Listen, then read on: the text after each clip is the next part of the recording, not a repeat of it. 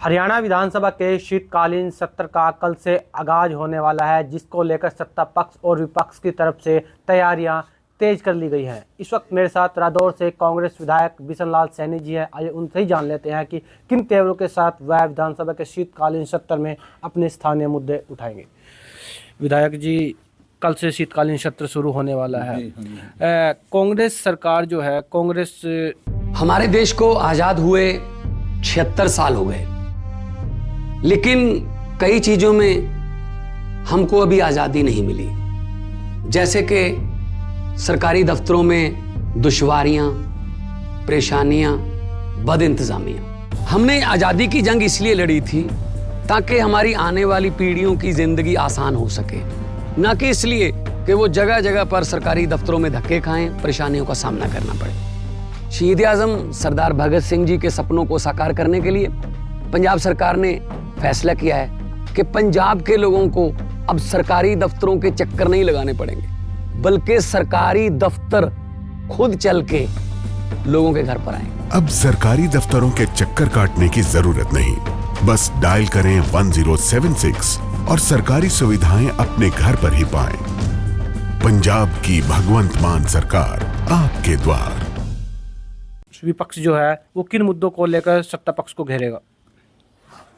देखिए, कांग्रेस के पास मुद्दे तो बहुत हैं,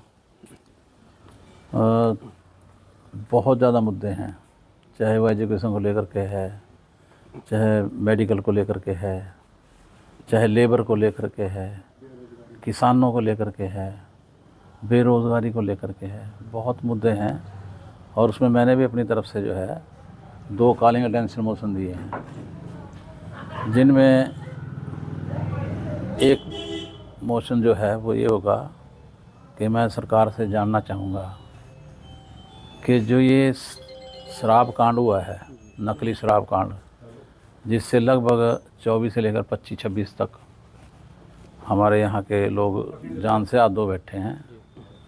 भाई ये शराब, क्या पुलिस को, प्रशासन को पहले इसका बारे में पता नहीं था?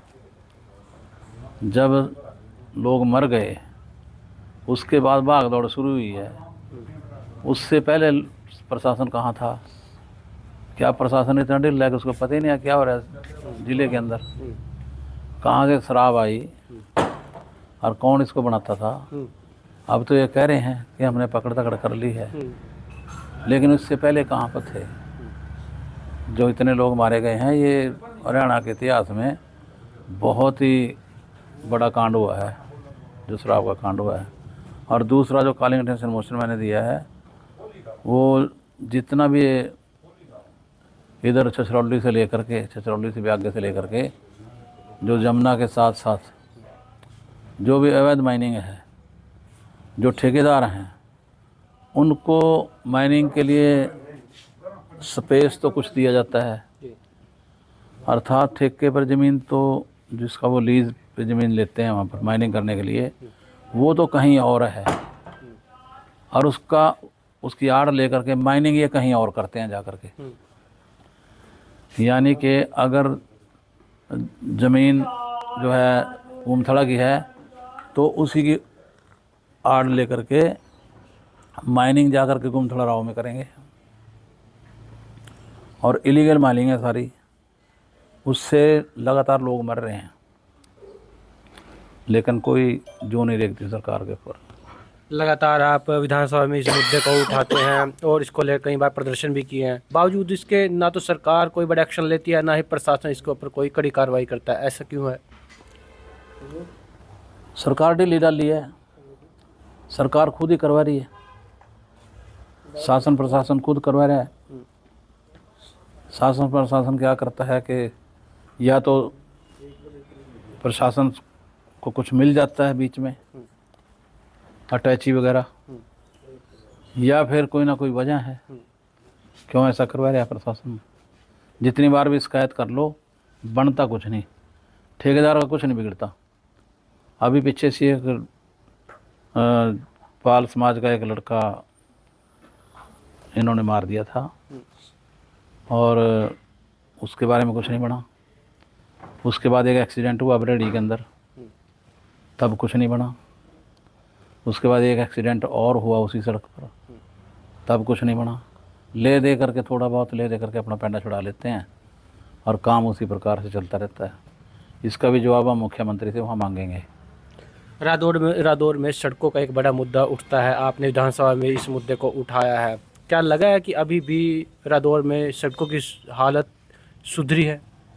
देखिए, सड़कों की जहाँ तक बात है, सड़कें कुछ बनी भी हैं, लेकिन जो सड़कें बनी हैं वो बनती बाद में, टूट पहले जाती हैं।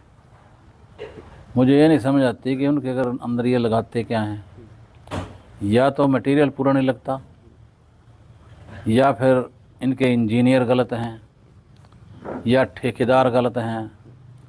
यानी कि हर एक चीज़ के अंदर कमीशन है, पूरा मटेरियल वहाँ नहीं लगता, जिसकी वजह से सड़कें पहले बनाते हैं, पीछे पीछे टूटती चली जाती है। अब आपने जो ये SK हाईवे है इसको देख लिया होगा, ये बना तो बाद में है, फिर ये कहेंगे जी ये तो 4 साल 5 साल के बाद दोबारा बनेगी, लेकिन टूट उससे पहले गई है। इसी प्रकार से और भी बहुत सी सड़कें हैं अब जिन पर हम हर रोज़ घूमते रहते हैं, देखते रहते हैं। एक इधर नाहरपुर है, वहाँ से अड्डे से नाहरपुर को जो सड़क जाती है वो 2-2.5 साल पहले बनी थी, उसकी हालत बहुत दयनीय है। इधर एक गांव पड़ता है भोगपुर से महमदपुर को सड़क जाती है, वो सड़क बनी बाद में, टूट पहले गई है। इतने बड़े बड़े खड्डे हैं और बार बार प्रशासन को चेताया है, बार बार कहा है कि सड़क की रिपेयर कर दो, अगर रिपेयर कर दोगे तो 3-4 साल और निकाल सकती है सड़क, लेकिन किसी के ऊपर कोई असर नहीं होता बात का। यानी कि मैंने समझ नहीं आता भी किस प्रकार का शासन प्रशासन है, और लोगों की समझ नहीं आती, लोग फिर इनको वोट डाल देते हैं। मेरे को ये नहीं समझ आती भी लोग चाहते क्या हैं। एक तरफ फिर अपना रोना रोते हैं और दूसरी तरफ वोट इन्हीं को देते हैं। ठीक, बड़ी सोचने वाली गंभीर बात है ये। तो इस प्रकार का मामला है। बहुत बहुत शुक्रिया बातचीत करने के लिए। Thank you.